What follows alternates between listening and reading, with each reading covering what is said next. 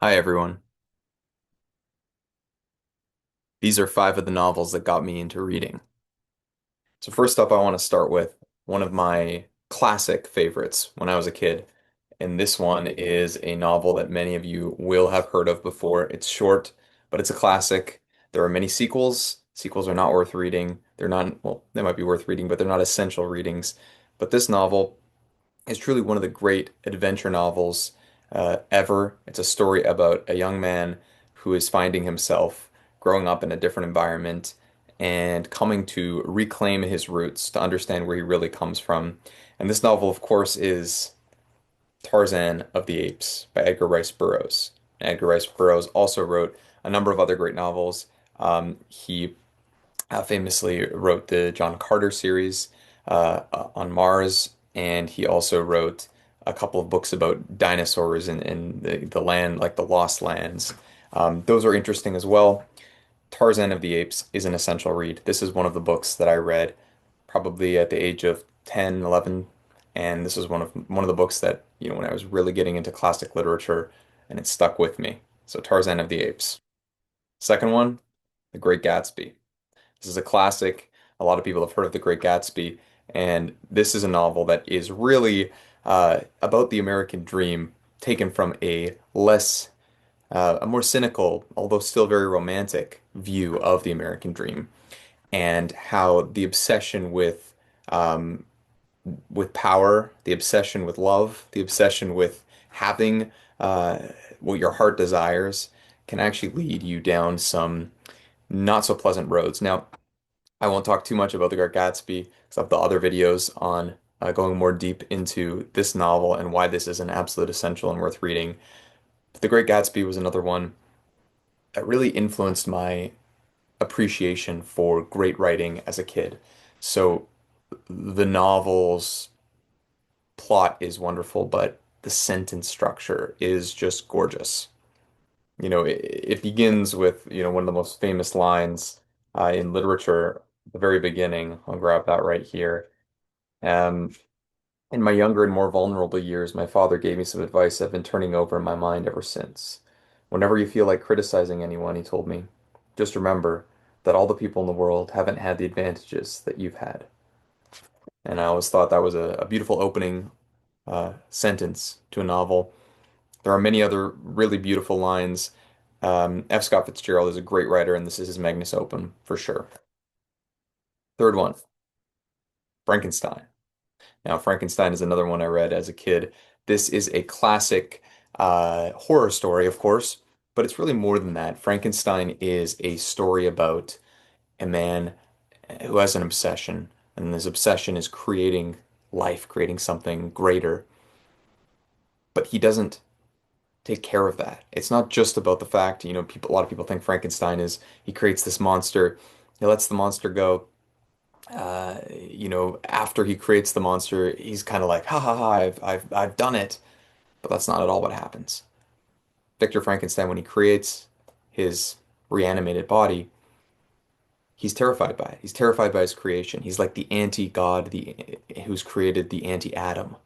Instead of having an Eve to the Adam, he has no Eve. He's alone. Instead of having, being made in the image of God, he's not made in the image of Victor Frankenstein. He's made in this kind of corrupted image of man. It's everything. It's extremely based on all these ancient myths, like Prometheus the subtitle is the modern Prometheus, and also these biblical imagery. Frankenstein, great novel, really worth reading. Highly recommend it. The fourth one here, Catcher in the Rye. So this one influenced me a lot as a writer as well. I think anyone who's ever written anything in the coming of age genre, the Bildungsroman genre, will tell you that Catcher in the Rye is one of their favorites. So for those of you who like Stephen Chbosky or John Green or any of these kind of, really famous coming of age writers, they always reference The Catcher in the Rye. This is an essential, first novel in its genre, really. I mean, there had been coming of age genres for sure before that, but the kind of strange narrative voice it's become ubiquitous. We associate it with that genre nowadays. That was really started with Holden in The Catcher in the Rye. And Salinger famously never wanted this to be made into a movie, which is interesting and I think kind of refreshing in our modern age when everything is now put into movies and made cinematic. It's kind of nice to have a novel that is just a novel. But The Catcher in the Rye, an essential work. Highly recommend reading this as well. You have to get used to the way that Holden talks. You got to get used to his kind of a narrative voice. I'll kind of open a little bit just to give you a sense. It starts at the very beginning of the novel like this. If you really want to hear about it, the first thing you'll probably want to know is where I was born and what my lousy childhood was like and how my parents were occupied and all before they had me and all that David Copperfield kind of crap. But I don't feel like going into it if you want to know the truth. So it's very countercultural, I guess, counter narrative. Now, in some ways, there's another novel called The Moviegoer that I'll talk about as well. That is kind of a more mature version of The Catcher in the Rye, in my opinion. But The Catcher in the Rye, for myself, for nostalgic purposes, was really one of the first novels. I wouldn't say it's the great. In some ways, even The Moviegoer is greater, but in my opinion, but The Catcher in the Rye is really an essential one, the first one I would read if I were looking into this genre. And finally, this is a novel. That's really special to me. A novel that really influenced me maybe a little bit later on. I wouldn't have been, as young as when I first read some of these other novels, but as a young, like a teenager or in middle school perhaps. It was one of the first really mature books that I read that taught me a lot about the world, about life. It was a mirror to myself, and I didn't understand much. And rereading this years later, it's even more meaningful. Now, this novel is written by a writer who has several other amazing works. And it's maybe a less popular opinion to argue that this is his best novel, but for me, it's the best because of how it influenced me. It is, of course, For Whom the Bells Toll by Ernest Hemingway.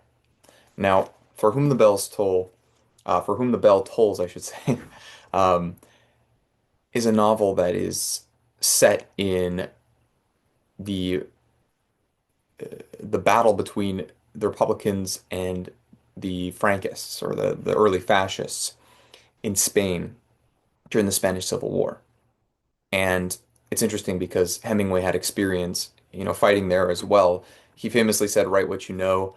Um, I don't know if that's necessarily advice a lot of people would take, but Hemingway, I mean, he's Hemingway. You got to listen to what he has to say. There are other fantastic works by Hemingway. I mean, even right here, I have, let's see. The Sun Also Rises, another fantastic Hemingway novel. Many people might argue is the best. Somewhere around here, I have The Old Man and the Sea, another one, right? He's got a few novels. It's not quite like F. Scott Fitzgerald, where I can confidently say The Great Gatsby is the most influential, the one I love the most, and the one that touched me. But in the case of For Whom the Bell Tolls, this novel has a really beautiful relationship. It has a really beautiful sense of romanticism and making the most of life in difficult circumstances. I would say it's funny. On the back it says it's a Hemingway quote. There is nothing to writing. All you do is sit down at a typewriter and bleed. And I think that sums up better what I was about to say than I could have said myself. Hemingway puts so much of himself in this novel, and I think that's what makes it so beautiful. So those are five novels that really influenced me that I'd highly recommend you read.